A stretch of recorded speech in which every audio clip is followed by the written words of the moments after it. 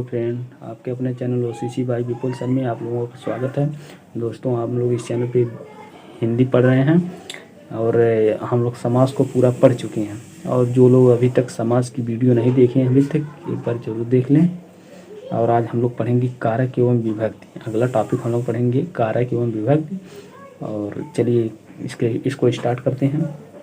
चलिए देखिए, कारक क्या है। ऐसे शब्द जो किसी वाक्य में कर्ता, क्रिया एवं कर्म के बीच संबंध बताते हैं। ऐसे शब्द जो किसी वाक्य एवं में कर्ता, क्रिया एवं कर्म के बीच संबंध बताते हैं, उन्हें कारक कहते हैं। कारक को परसर्ग भी कहा जाता है। जैसे राम ने रावण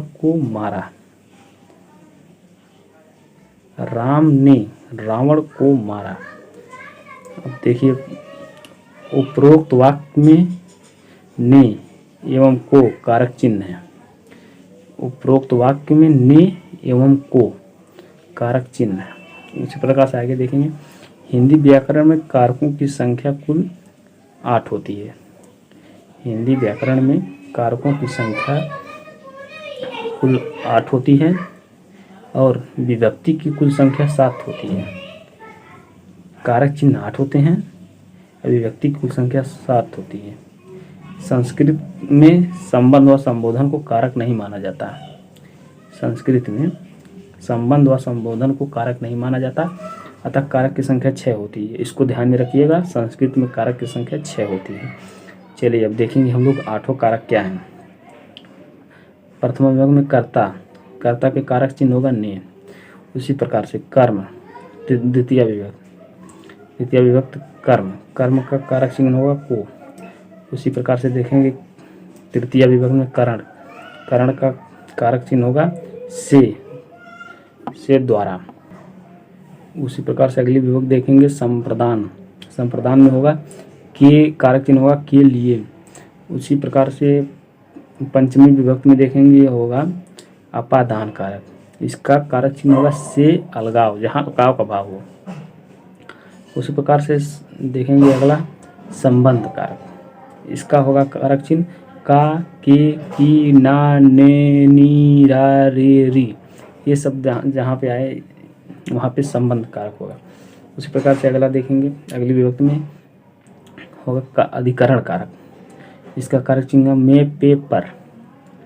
उसी प्रकार से अगली विभक्ति देखेंगे संबोधन में होगा हे, अरे,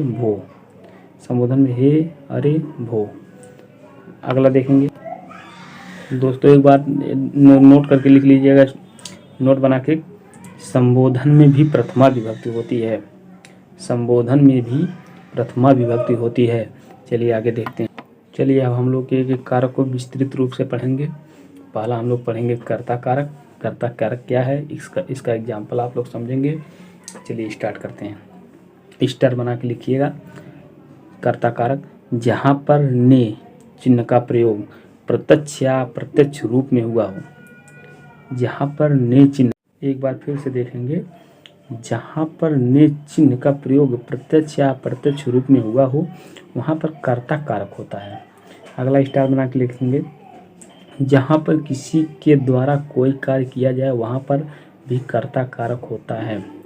जहाँ पर किसी के द्वारा कोई कार्य किया जाए वहाँ पर भी कर्ता कारक होता है। जैसे बालक पढ़ता है। राम ने खाया। राम ने रावण को मारा। मोहन ने पुस्तक पढ़ी। मीरा खाना खाती है। बच्चे खेलते हैं। ये सब जो हम आप लोगों की एग्जाम्पल बता रहे हैं अलग से, इन सब में भी कर्ता कारक ही है। अब आगे हम लोग पढ़ेंगे कर्म कारक। चलिए हम लोग पढ़ेंगे कर्म कारक। कर्म कारक क्या है, ध्यान से देखिएगा। कर्म कारक स्टार बना के लिखिएगा। जहाँ पर को चिन्ह का प्रत्यक्ष या अप्रत्यक्ष रूप से प्रयोग हुआ हो।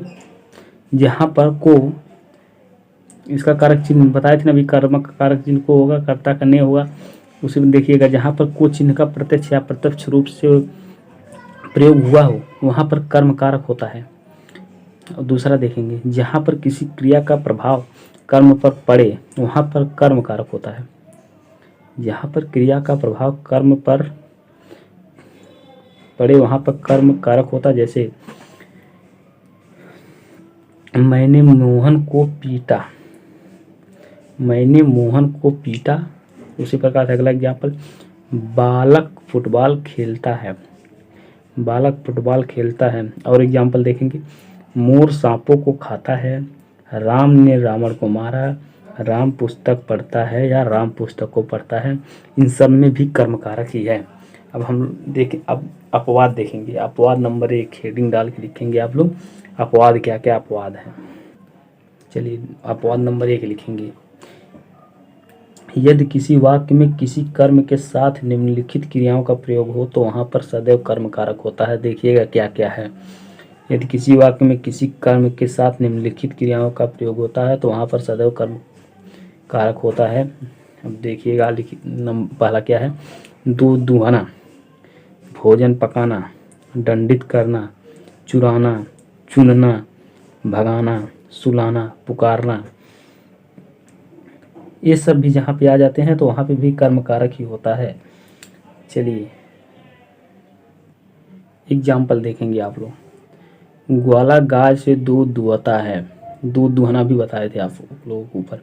ग्वाला गाय से दूध दुहता है, माताजी भोजन पकाती हैं, अध्यापक छात्रों को दंडित करते हैं, दंडित करते हैं। अब अगला,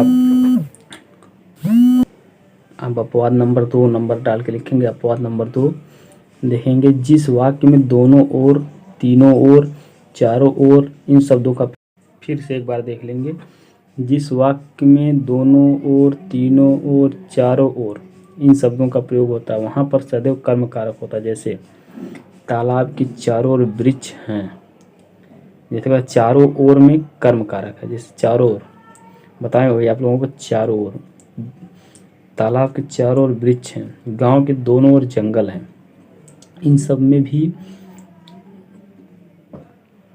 कर्म कारक होता है।